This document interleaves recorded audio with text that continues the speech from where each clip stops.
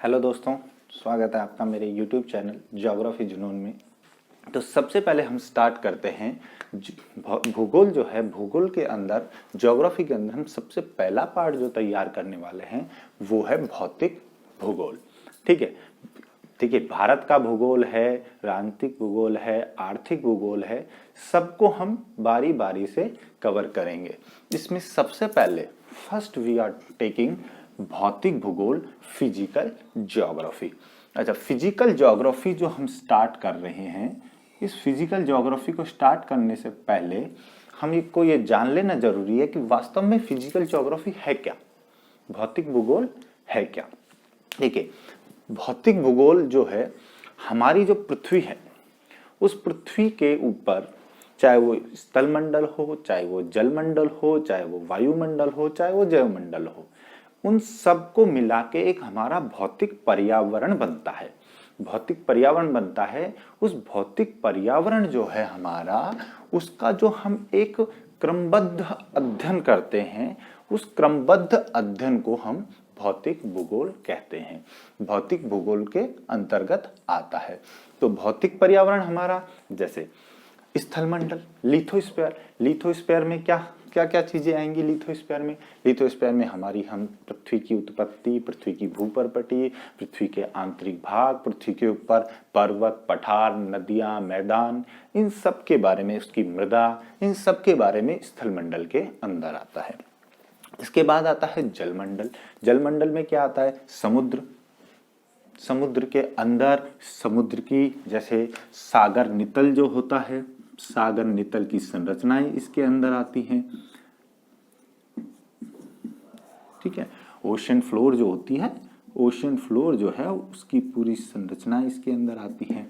All जितने भी relief हैं, लिथोस्फीयर जो होता है, इसके अंदर हमारे जितने भी रिलीफ्स हैं, वो सब रिलीफ जो स्थलाकृतियां हैं उनको हम इसमें शामिल करते हैं।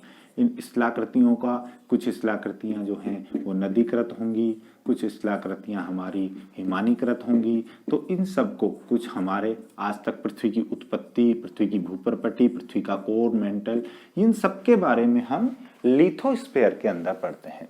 तो हमारा जो भौतिक पर्यावरण पहला बनता है स्थलमंडल से, जलमंडल से, वायुमंडल से। तो वायुमंडल की संरचना, उसमें उपस्थित गैसें, इन सब को हम वायुमंडल में पढ़ते हैं। जैसे हमारे लिए जीवनदायिनी गैस ऑक्सीजन है, या और हमारे लिए अब जो ग्रीन हाउस गैसें हैं, उन सब का अध्ययन हम वायुमंडल के अंदर करेंगे। जैवमंडल, पृथ्वी पर उपस्थित सभी जैविक जीवों को हम जीवमंडल के अंदर पढ़ेंगे, जैविक संरचनाओं को जीवमंडल में पढ़ते हैं। तो कहने का मतलब यह है कि भौतिक पर्यावरण में आप पृथ्वी के ऊपर उपस्थित पूरे भौतिक स्वरूप का एक समग्र एवं क्रमबद्ध अध्ययन करते हैं। टोटलिटी में हम उसका एक अध्ययन करते हैं, in totality and in serial. ठीक है, तो ऐसे हम क्रमबद्ध अध्ययन करते हैं। अच्छा, इसका अध्ययन जो हम करते हैं भौतिक भूगोल के अंदर, उसका अध्ययन हम किस परिप्रेक्ष्य में करते हैं, इस परिप्रेक्ष्य को समझना जरूरी है। देखिए, परिप्रेक्ष्य जो इसका है, वो परिप्रेक्ष्य सबसे ज्यादा जो हम लेते हैं वो है मानव के संबंध में। भौतिक पर्यावरण का क्रमबद्ध अध्ययन करना है हमको मानव के परिप्रेक्ष्य में, मानव के संबंध में।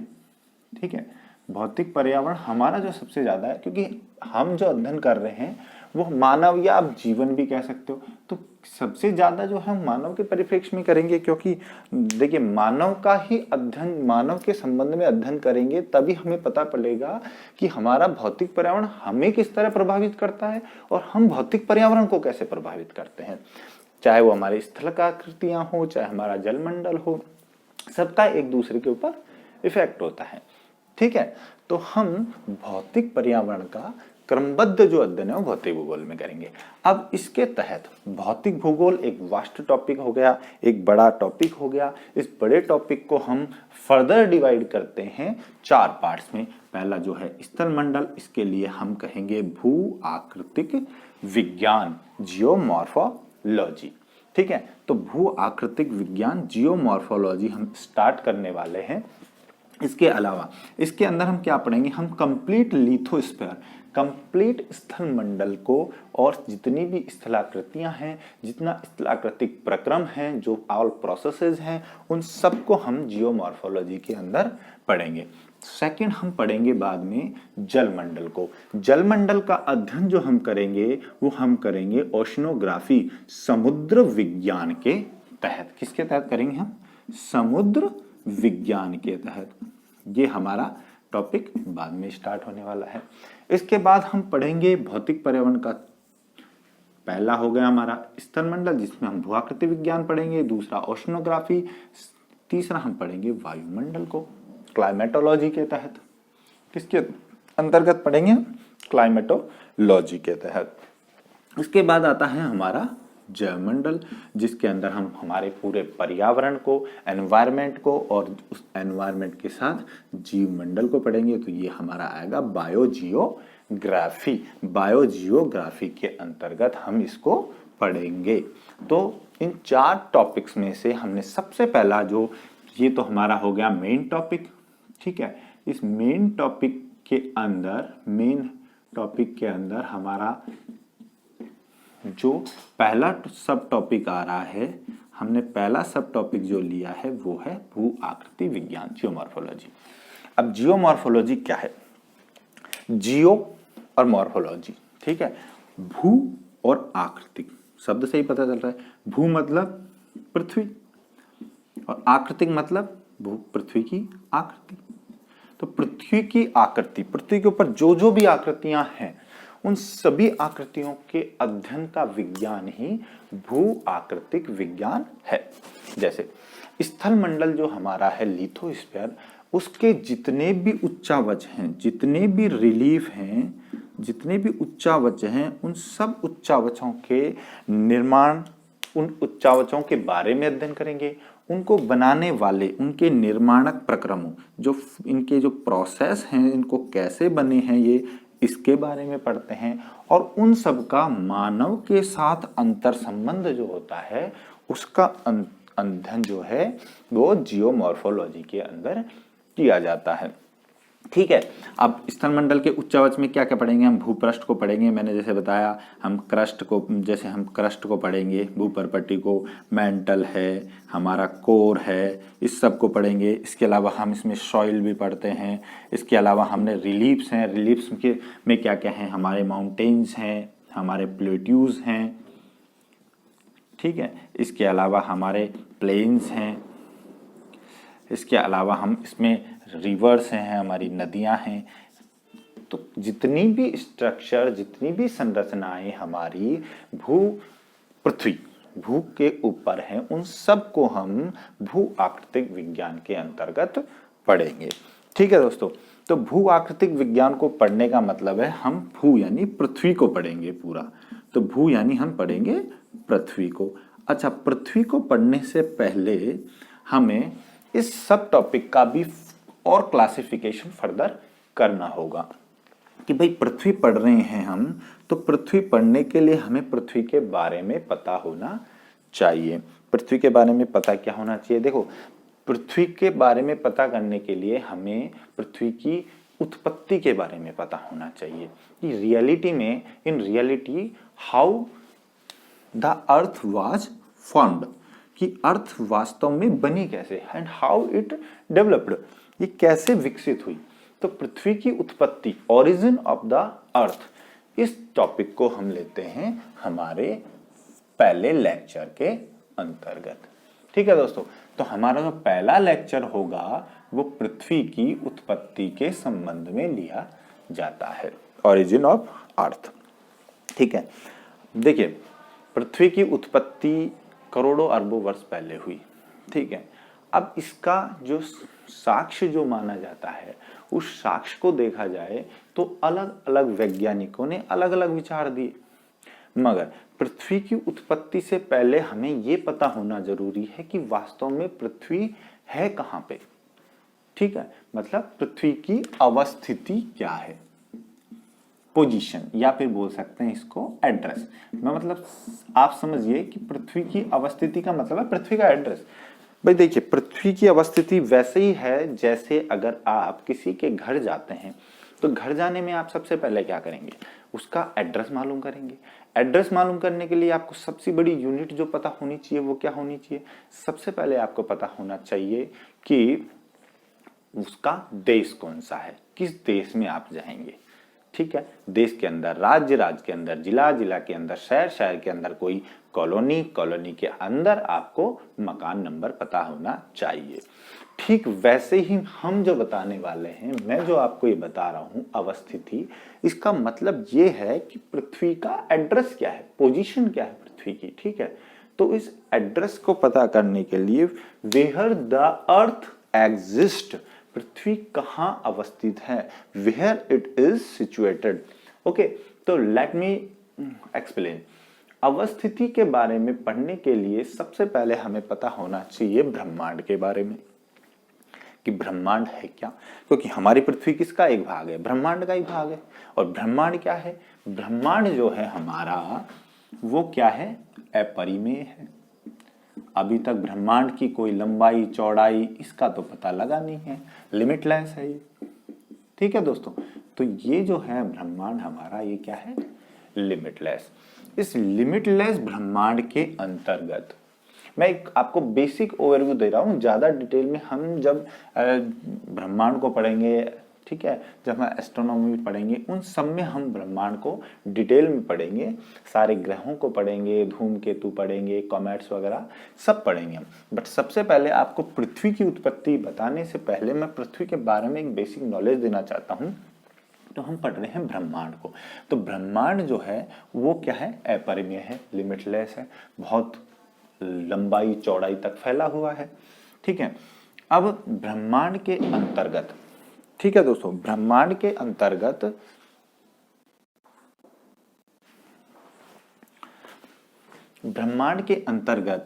बहुत सारी मंदाकिनी या आकाश गंगा जो है वो होती हैं। ठीक है, मंदाकिनी या आकाश गंगा होती है। मंदाकिनी या आकाश गंगा को इंग्लिश में जो बोलते हैं हमारी गैलेक्सीज। ठीक है, तो ब्रह्मांड किससे बना है, करोड़ों असंख्य मंदाकिनियों से, आकाश गंगाओं से बना है। अच्छा, आकाश गंगा क्या होती है, आकाश गंगा क्या होती है, Galaxy is the cluster of stars, यह असंख्य तारों का एक समूह है। ठीक है, असंख्य तारों, अब इसकी कोई गिनती नहीं है कि कितने होंगे, गैलेक्सी छोटी भी हो सकती हैं और गैलेक्सी बड़ी भी हो सकती हैं। ठीक है, दोनों तरह की गैलेक्सी हो सकती हैं, गैलेक्सी छोटी भी हो सकती हैं और गैलेक्सी बड़ी भी हो सकती हैं। तो मैं जो बता रहा था आपको कि ब्रह्मांड जो है वो हमारा गैलेक्सी जो है हमारी, वो असंख्य तारों का समूह है। ठीक है, और ये तारे आपस में गुरुत्वाकर्षण बल द्वारा जुड़े हुए हैं। ठीक है, तो हम क्या कहेंगे कि गैलेक्सी या आकाश गंगा असंख्य तारों का एक समूह है और ये तारे आपस में एक गुरुत्वाकर्षण बल द्वारा जुड़े हुए हैं। ठीक है, अब दोस्तों गैलेक्सी जो होती है, इन गैलेक्सी की अपनी साइज और शेप होती है। ठीक है, अब हम इसका आकार देखें, शेप देखें इनकी, तो गैलेक्सीज की शेप जो है वो अलग अलग हो सकती है। क्या क्या शेप हो सकती है गैलेक्सीज की, ये हो सकती हैं सर्पिलाकार हो सकती हैं, जो कि मोस्ट कॉमन टाइप है, स्पाइरल। ठीक है, सर्पिलाकार हो सकती हैं। इसके अलावा क्या हो सकती हैं गैलेक्सीज, इसके अलावा गैलेक्सीज हो सकती हैं बार्ड स्पाइरल, यानी परिबद्ध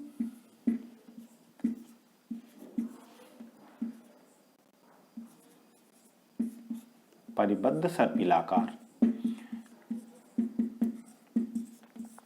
मतलब बार्ड स्पाइरल। ठीक है, परिबद्ध सर्पिलाकार हो सकती हैं। ठीक है, तो सर्पिलाकार होती हैं, परिबद्ध होते हैं, या हो सकती हैं इर्रेगुलर हैं, इनका कुछ फिक्स शेप जो है वो है ही नहीं। ठीक है, तो सर्पिलाकार हो सकती हैं, परिबद्ध सर्पिलाकार हो सकती हैं, इर्रेगुलर हो सकती हैं। तो गैलेक्सी जो हैं वो अलग अलग हो सकती हैं। इन गैलेक्सीज में देखो, मैंने आपको आकार बताया, इन गैलेक्सीज में असंख्य तारे हैं और ये तारे अलग अलग जो जगह हैं उन पे अलग अलग जगह अलग अलग वलयों में पाए जा सकते हैं। अच्छा, इसके अलावा एक ये भी टाइप हो सकता है इलिप्टिकल में क्या हो सकता है, इलिप्टिकल यानी होता है अंडाकार, ठीक है, अंडाकार हो सकता है। कैसे हो सकता है, जैसे ये मैं कहूं कि ये सर्पिलाकार, परिबद्ध सर्पिलाकार, या मैं कहूं कि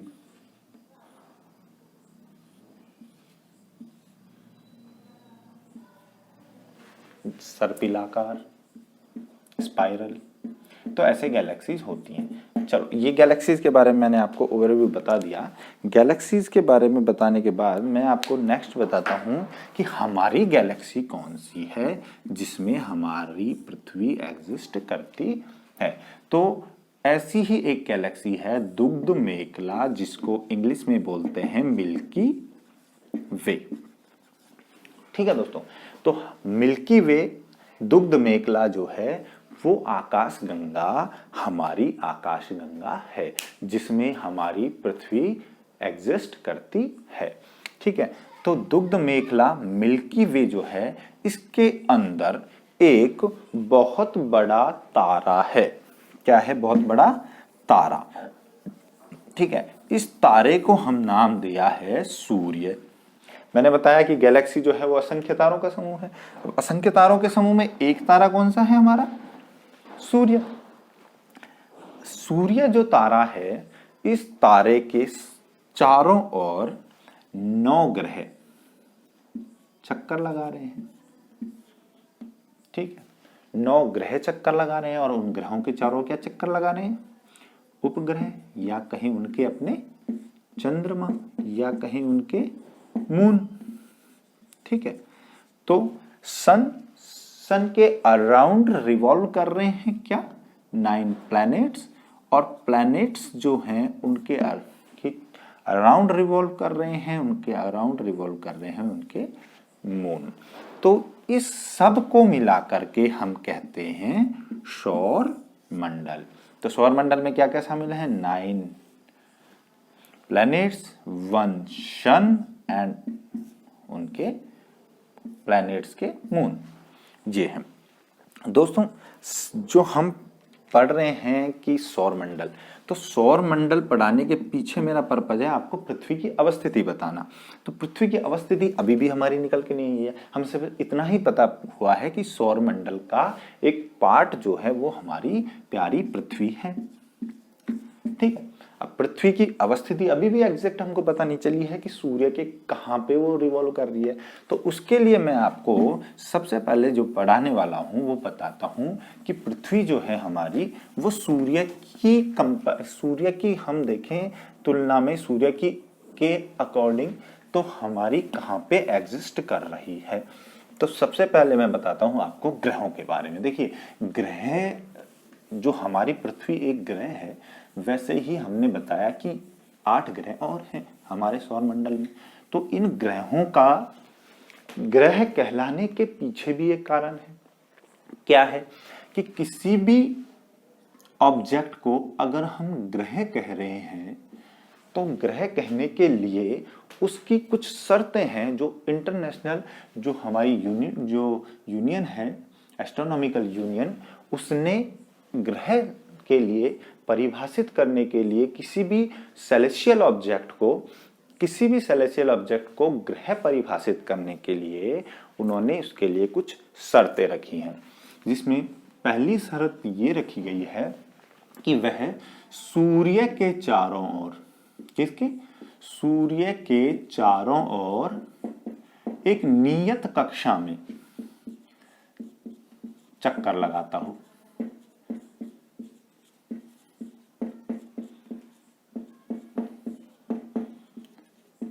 ठीक है, किसके लिए? एक फिक्स ऑर्बिट में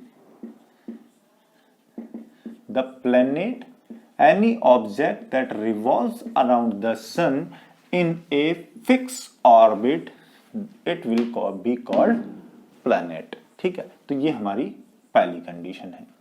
दूसरी कंडीशन ये है कि वो इतना बड़ा होना चाहिए, या यूं कहें कि उसके अंदर इतना सफिशिएंट मास होना चाहिए दोस्तों, इतना सफिशिएंट मास होना चाहिए या इतना बड़ा आकार होना चाहिए ताकि उसका जो गुरुत्वाकर्षण बल जो है वो इतना पर्याप्त हो जाए, गुरुत्वाकर्षण बल जो उसका ग्रेविटेशनल पुल है वो इतना पर्याप्त हो कि वह उस ऑब्जेक्ट को एक स्थायी आकार प्रदान कर सके, और वह स्थायी आकार लगभग होना चाहिए गोलाकार, लगभग गोलाकार होना चाहिए। ठीक है, तो सेकंड कंडीशन क्या है कि उसके अंदर इतना सफिशिएंट मास होना चाहिए कि वह जो है वो उसके अंदर इतना सफिशिएंट मास होना चाहिए कि जिससे वो लगभग गोल जो उसका आकार है उसको ग्रहण कर सके। ठीक है, गोल को इंग्लिश में क्या बोलेंगे? स्फेरिकल। तो स्फेरिकल शेप होना चाहिए। ठीक है दोस्तों, तो ये सेकंड कंडीशन है। अब हम आते हैं थर्ड कंडीशन पे। थर्ड कंडीशन ग्रह को पढ़ने के लिए कि वो अपना जो नजदीकी पड़ोस है, अपना जो नजदीकी पड़ोस है, मतलब उसका जो नेबरहुड है, ठीक है, उसके नेबरहुड से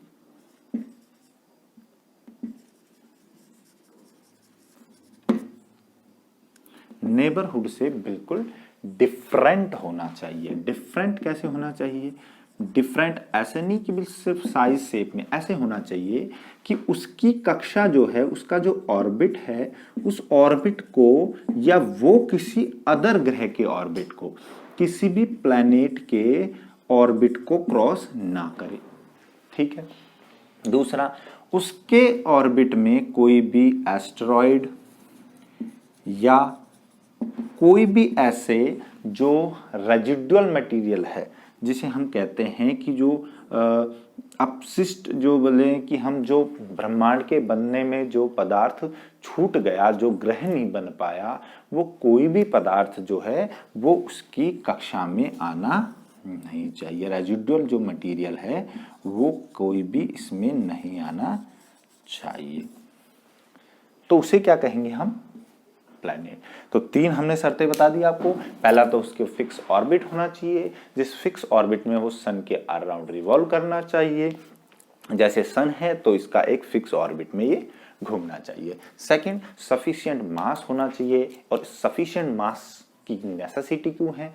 ताकि उसके अंदर एक इतना बड़ा आकार होना चाहिए कि वो गुरुत्वाकर्षण बल को हमारा इतना पर्याप्त हो जाए कि वो उसको एक स्थायी आकार प्रदान कर सके, लगभग गोलाकार। तीसरा, वो अपना जो नजदीकी पड़ोस है, जो अदर ग्रह हैं या एस्टेरॉयड हैं, इन सब से वो बिल्कुल डिफरेंट होना चाहिए। उसको कोई भी एस्टेरॉयड या कोई भी प्लैनेट उसके इसमें ऑर्बिट में क्रॉस ना करे। ठीक है, इन तीन कंडीशंस को फुलफिल करने के बाद ही हम ये मानते हैं कि ये जो है हमारा कोई भी ऑब्जेक्ट है वो प्लैनेट कहलाता है। ठीक है दोस्तों, तो ये मैंने आपको प्लैनेट की बेसिक बता दी डेफिनेशन कि प्लैनेट कैसे माना जाता है। अब हमने आते हैं वापस सौरमंडल पे। सौरमंडल पे वापस आते हैं तो सौरमंडल जो है हमारा, उसमें हमने बताया आपको कि सौरमंडल में हमारे में सूर्य है, 9 ग्रह हैं और एक 9 ग्रहों के चारों ओर चक्कर लगाने वाले मून हैं। ठीक है, उनके अपने चंद्रमा है। ठीक है दोस्तों, अब ग्रहों को भी हम, ये जो हमारे 9 ग्रह हैं, इन ग्रहों को, इन प्लैनेट्स को हम फर्दर डिवाइड करते हैं। देखिए, मैं आपको ये जो बता रहा हूं, ये कोई ब्रह्मांड के लिए हम कोई एस्ट्रोनॉमी नहीं पढ़ रहे, ये मैं आपको बता रहा हूं ताकि हम पृथ्वी के बारे में जान सके। और पृथ्वी के बारे में जानने के लिए हम इन ग्रहों को फर्दर डिवाइड करते हैं सूर्य की पोजीशन के संबंध में। ठीक है, ठीक है। किसी भी क्लासिफिकेशन को स्टार्ट करने से पहले हमें उसका बेसिस पता होना चाहिए। तो हम सूर्य की, अब सूर्य जो है ना उससे दूरी के हिसाब से हम इन प्लैनेट्स को दो कंडीशंस में, दो पार्ट में डिवाइड करते हैं। पहले हमारे होते हैं आंतरिक ग्रह, आंतरिक ग्रह या इनर प्लैनेट्स, जो हो गए हमारे इनर प्लैनेट्स। ठीक है। दूसरे हैं हमारे बाह्य ग्रह, या बोलेंगे इन्हें हम आउटर प्लैनेट्स। सूर्य के ज्यादा पास हैं वो हमारे इनर प्लैनेट हैं, जो सूर्य से दूर हैं वो हमारे आउटर प्लैनेट्स हैं। ठीक है। अब इनर प्लैनेट्स जो हैं इनकी अपनी कुछ स्पेसिफिकेशन है, आउटर प्लैनेट्स जो हैं इनकी कुछ अलग अपनी स्पेसिफिकेशन है। अब इनकी स्पेसिफिकेशन में हम जाएं तो हम इनकी सबकी जो एक जनरल जो स्पेसिफिकेशन है, जनरल जो इनकी विशेषताएं हैं वो ले लेते हैं, क्योंकि हमें पृथ्वी की भी विशेषताएं पता होनी चाहिए।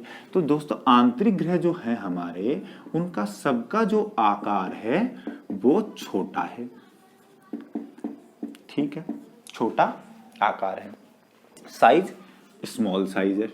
ठीक है दोस्तों, इनकी स्मॉल साइज है हमारे इनर प्लैनेट्स की।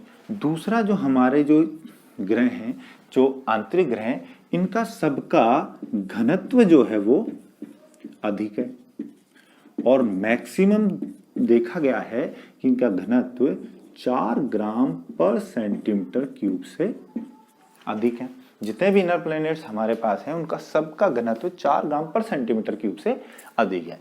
तीसरा हमारी इसकी विशेषता है कि ये सब जो हैं वो पार्थिव ग्रह हैं।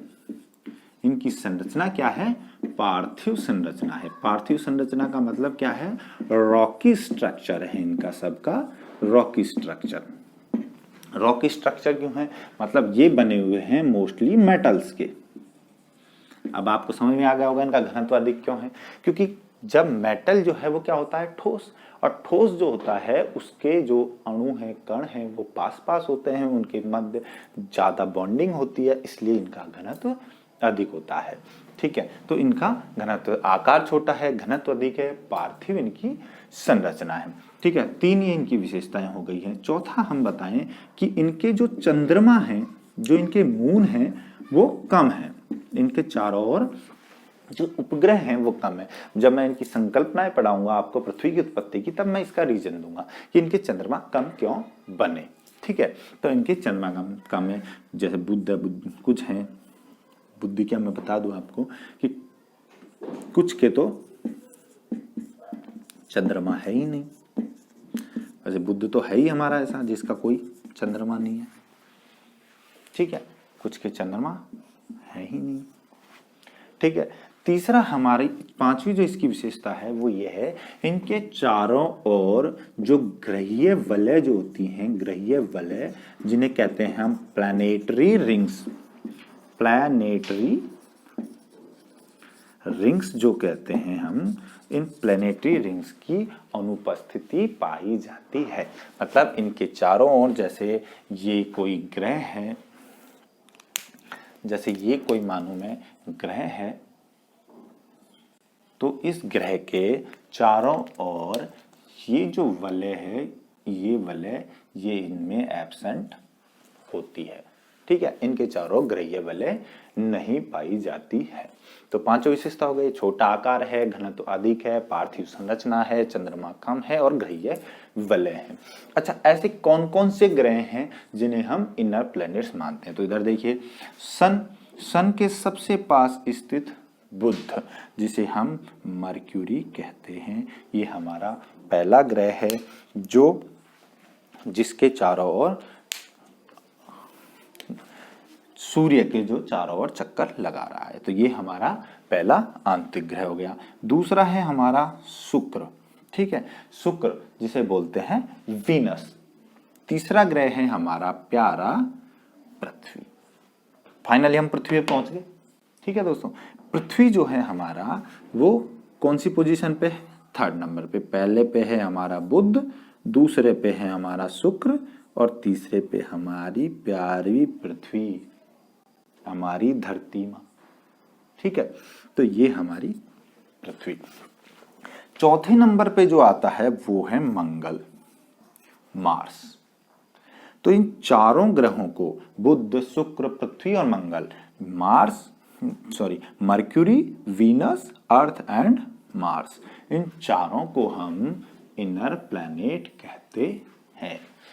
तो दोस्तों इन चारों की ये बेसिक जो भी स्पेसिफिकेशन है, जो जनरल विशेषताएं हैं, इन चारों में प्रेजेंट है।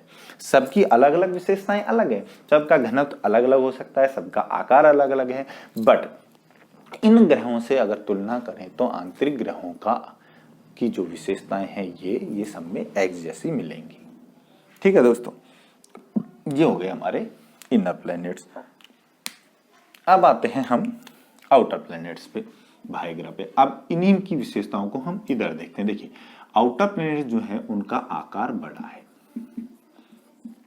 ठीक है, इनकी साइज बड़ी है, लार्ज साइज के हैं ये, ठीक है दोस्तों। दूसरा अगर बात करें इनके घनत्व की हम, तो इनका घनत्व जो है वो कम है कंपैरेटिवली, और घनत्व नॉर्मली कितना है, 2 ग्राम पर सेंटीमीटर क्यूब से भी कम है। ठीक है दोस्तों, तो इनका आकार बड़ा है, घनत्व कम है। तीसरा जो इनकी विशेषता है, ये सब गैसीय संरचना वाले ग्रह हैं, गैसीय संरचना वाले ग्रह हैं। इन ग्रहों की निर्माण में ज्यादातर हाइड्रोजन, हीलियम और धूल कण वगैरह पाए जाते हैं। तो गैसीय संरचना है इनकी, वो क्या थी, रॉकी मेटल्स। ठीक है, इसके अलावा इनके चारों ओर जो चंद्रमा हैं वो क्या हैं, अधिक है। ठीक है दोस्तों, इनके चारों ओर चंद्रमा अधिक है, मून इनके अधिक है। और दूसरा, इनके चारों ओर प्लैनेटरी रिंग्स जो हैं, ग्रहीय वलय जो हैं, प्लैनेटरी रिंग्स हैं, वो भी पाई जाती हैं। मैंने बताया ये ग्रहीय वलय, जैसे शनि है, शनि के चारों ओर सबसे ज्यादा ग्रहीय वलय हैं, तो ये प्लैनेटरी रिंग्स पाई जाती हैं। ठीक है दोस्तों, तो आकार बड़ा है, घनत्व कम है, गैसीय संरचना है, चंद्रमा अधिक है, प्लैनेटरी। अब देखिए गैसीय संरचना है इनकी, तो इससे साबित हो रहा है इनका घनत्व कम होगा। क्यों? क्योंकि गैस जो होता है उसके पार्टिकल्स जो है वो दूर दूर होते हैं और उनके बीच में आकर्षण बल भी कमजोर होता है, इसलिए ये अपने आप में एक दूसरे से दूर भागते हैं। तो दूर भागते हैं तो इनका जब किसी चीज का कॉम्पैक्ट नहीं होगा, कंडेंस नहीं होगा, पास पास नहीं होंगे, फैलाव होगा, तो उनका आयतन तो क्या करेगा, बढ़ेगा और उनका घनत्व घटेगा।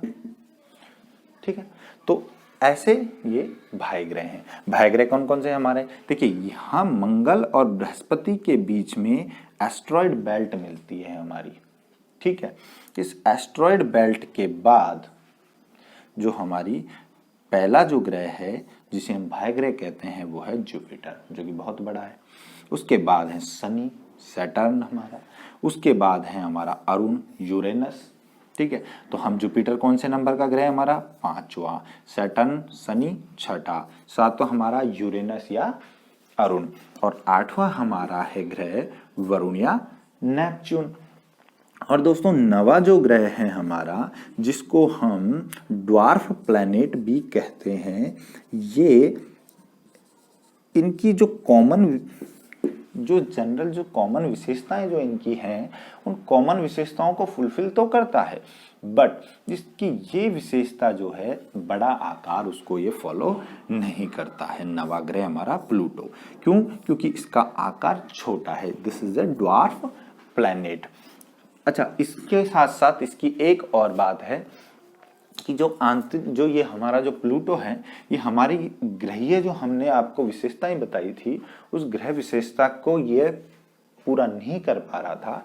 जो थर्ड थी कि वो अपने नजदीकी पड़ोस से पूरी तरह भिन्न होना चाहिए, उस विशेषता को हमारा प्लूटो जो है वो पूरा नहीं कर पा रहा था। इसलिए ईयर 2006, ठीक है, सन 2006 में इसको ग्रह की परिभाषा से अलग कर दिया गया था, बट इन 2015 इसको दोबारा से लिया गया एज ए ड्वार्फ प्लैनेट। तो ये प्लैनेट तो है बट ड्वार्फ प्लैनेट है, ये हो गया हमारा प्लूटो।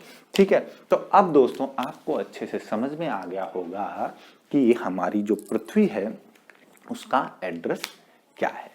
तो ये सब मेरा बताने के पीछे कारण था पृथ्वी की अवस्थिति को बताना। ठीक है, तो पृथ्वी की अवस्थिति बताने के लिए मैंने आपको बताया कि हमारा ब्रह्मांड जिसमें असंख्य तारों के समूह वाली मंदाकिनियां, उन असंख्य करोड़ों मंदाकिनियों में से एक हमारी दुग्ध मेखला मिल्की वे, उस मिल्की वे के अंदर एक तारा जिसको हम कहेंगे सूर्य, सन, इस सन और 9 ग्रह और उनके मून चंद्रमा मिलके बना रहे हैं सौरमंडल। उस सौरमंडल का तीसरे नंबर का ग्रह है हमारी पृथ्वी है। ठीक है, और यह पृथ्वी हमारी पार्थिव संरचना वाली है, इसका घनत्व जो है वो अधिक है, आकार छोटा है और इसके चंद्रमा कम हैं और इसके चारों ओर ग्रहीय वलय भी नहीं पाई जाती है। इस तरह ये एक आंतरिक ग्रह है। ठीक है दोस्तों, तो हमने आपको पृथ्वी की अवस्थिति के बारे में सब कुछ इसमें समझा दिया है। अब पृथ्वी की अवस्थिति में अब अगर कोई भी आपसे पृथ्वी के एड्रेस के बारे में पूछता है तो उस एड्रेस को आप कंप्लीटली बता सकते हैं कि क्या है। ठीक है, तो अब हम अगली बात जो करते हैं वो करते हैं हमारी संकल्पनाओं की। ठीक है दोस्तों, तो पृथ्वी की अवस्थिति आपको पता चल गई है कि पृथ्वी पूरे ब्रह्मांड में कहाँ पे एग्जिस्ट करता है। अच्छा, अवस्थिति के बाद हम बात करते हैं कॉन्सेप्ट्स की, संकल्पनाओं की। देखिए, अलग अलग वैज्ञानिक आए, अलग अलग विचारक आए, अलग अलग भूगोलवेत्ताएं आए, सबने पृथ्वी की उपस्थिति, पृथ्वी की उत्पत्ति के लिए अलग अलग मत दिए। देखिए, सबसे पहले जब विज्ञान का इतना प्रचार नहीं हुआ था, जब भूगोल जो है वो एक विषय के रूप में डेवलप नहीं हुआ था, तब क्या था, फिलॉसफी चलती थी, दर्शन शास्त्र था। कुछ दर्शन शास्त्री आए, उन्होंने अपने मत दिए। कुछ धर्म गुरु थे, पोप थे, पादरी थे, उन्होंने धार्मिक संकल्पनाएं दी। जैसे हम आज ही मानते हैं कि पृथ्वी को किसने बनाया, भगवान ने बनाया, सुपरनैचुरल कोई पावर थी जिसने बनाया, और रियलिटी में किसी को पता नहीं था। तो धर्मगुरुओं ने क्या किया, तब धार्मिक संकल्पनाएं दी। उन धार्मिक संकल्पनाओं का हमारे यहाँ पे कोई रिलेवेंस नहीं है। यहाँ जितने भी हम कॉन्सेप्ट्स पढ़ेंगे,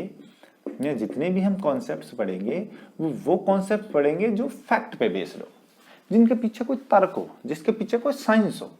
ठीक है, जो वैज्ञानिक तर्क हो। तो इन संकल्पनाओं को पढ़ने के लिए, पृथ्वी की उत्पत्ति को समझने के लिए हमें सभी विचारकों के, सभी भूगोलवेत्ताओं के, वैज्ञानिकों के विचारों को समझना होगा। तो हर वैज्ञानिक ने अलग अलग अपनी थ्योरी दी, उसके पीछे उन्होंने कोई ना कोई प्रमाण दिया, उन्होंने कोई ना कोई साक्ष्य दिया कि हम ऐसा क्यों कह रहे हैं। तो हम जो ज्यादातर लेंगे वो हम ज्यादातर जितने भी हम जो थ्योरीज को पढ़ेंगे वो सिर्फ किनको पढ़ेंगे, जिनके पीछे कोई साक्ष्य दिया गया हो।